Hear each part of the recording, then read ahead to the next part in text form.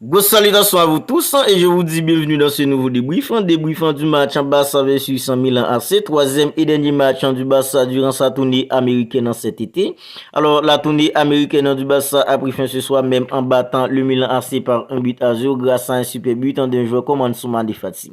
Alors les gars, un bref rappel, le Barça devait en total en disputer 4 matchs durant sa tournée américaine en cet été, mais au moment de disputer son premier match face à une équipe comme la Juve, c'était face à la Juve que le premier match du Barça a été programmé, mais les joueurs du Barça étaient malades à ce moment-là. Pour cette raison, le Barça ne pouvait pas disputer son premier match face à une équipe comme la Juventus Turin durant sa tournée américaine cet été. Alors, au lieu de disputer un total de 4 matchs, le Barça a plutôt disputé un total de 3 matchs parce que le premier match était annulé face à une équipe comme la Juventus Turin. Le premier match du Barça, c'était face à une équipe comme Arsenal. Alors, c'était plutôt une défaite plutôt marrante du Barça, 5-3. Et le deuxième match, c'était face à une équipe comme le Real Madrid, samedi dernier.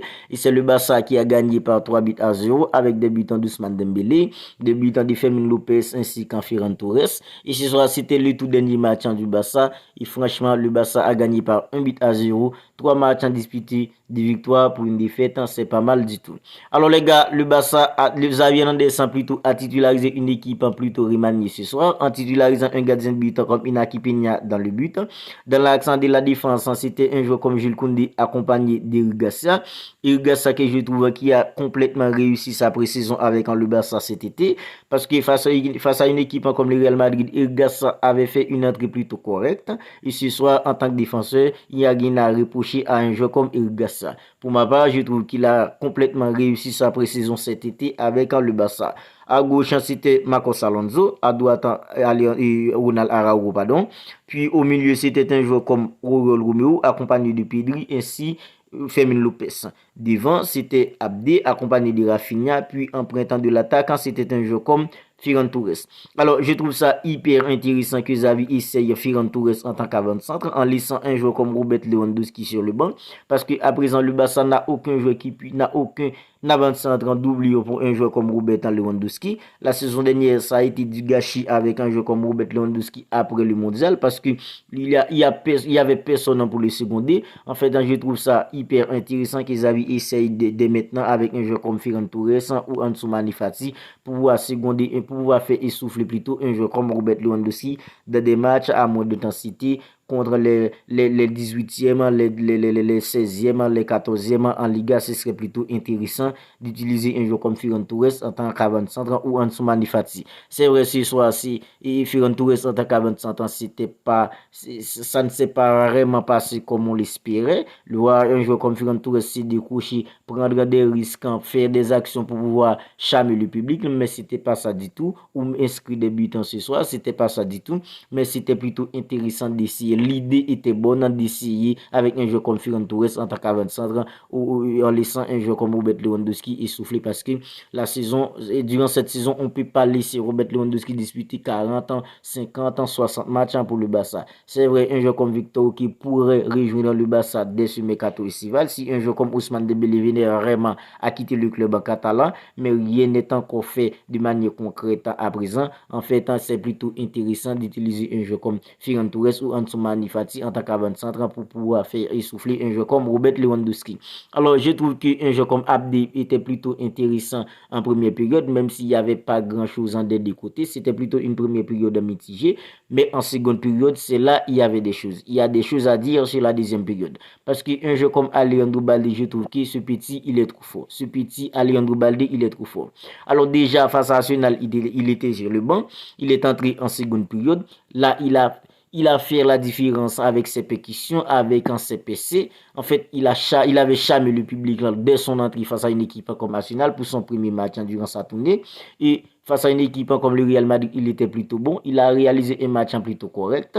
Et ce soir, franchement, dès son entrée sur le terrain, on voit la différence entre lui et un joueur comme Marcos Alonso sur le côté gauche. Ses pétitions, ses idées avec un joueur comme Ansu Fati, franchement, c'était vraiment incroyable ce soir de la part d'un joueur comme Alejandro Balde. Un joueur comme Ansu Fati, je trouve qu'il s'est beaucoup amélioré, qu'il a beaucoup progressé depuis à la fin de la Liga, lors des 2 derniers matchs du Barça en Liga. puis avec une équipe, puis avec la sélection espagnole dans la Liga des Nations. Un joueur comme Ansoumani Fati, il est beaucoup plus en confiance à présent. Il peut prendre des risques à présent. Alors, le Fati du début, c'était un joueur qui n'avait pas peur de prendre des risques. C'était un joueur qui n'avait pas peur de tenter des choses, qui n'avait pas peur de tenter des dribbles.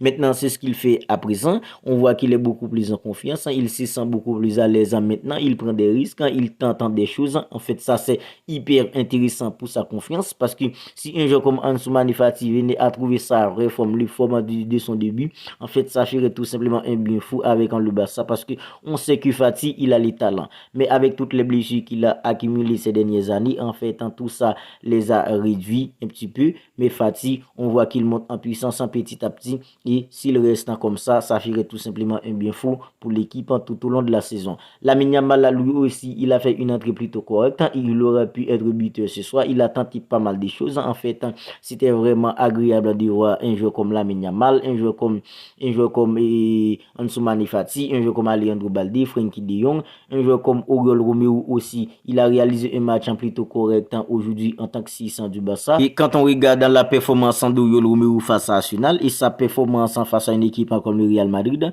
et sa performance aujourd'hui face à une équipe comme le Milan AC, on voit qu'Oriol Romeu progresse petit à petit.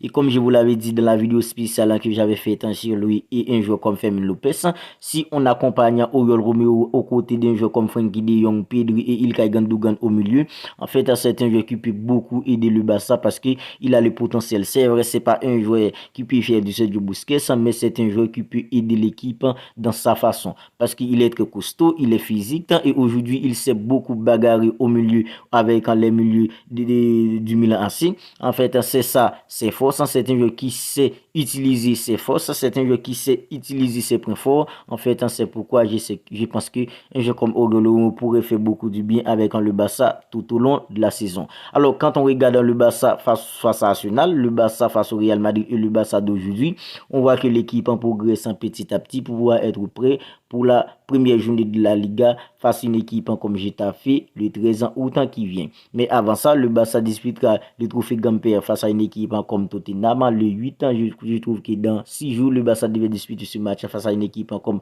Tottenham. Alors nous, les fans du Barça, on reste à fond derrière notre équipe, l'équipe qu'on aime tous. Voilà, c'est tout pour cette vidéo débriefant du match Barça versus Milan AC.